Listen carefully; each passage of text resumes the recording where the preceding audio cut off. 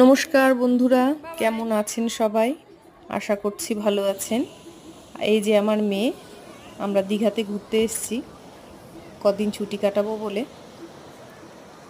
খুব সকাল সকাল ঘুম থেকে উঠে আমরা সমুদ্রের বিচে চলে এসেছি সূর্যোদয় দেখব বলে, কিন্তু আকাশটা মেঘলা থাকার জন্য আমরা সেটা দেখতে পেলাম না।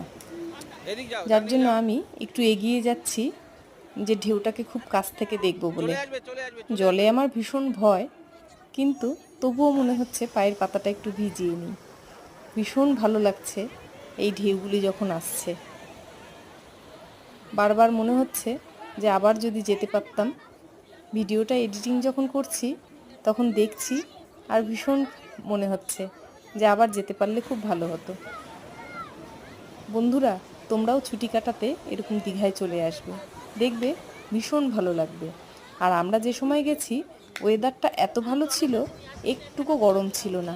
আমরা ভীষণ এনজয় করতে পেরেছি, খুব ভালো মতো ঘুরেছি। তোমরাও এসো দীঘাতে। টাটা।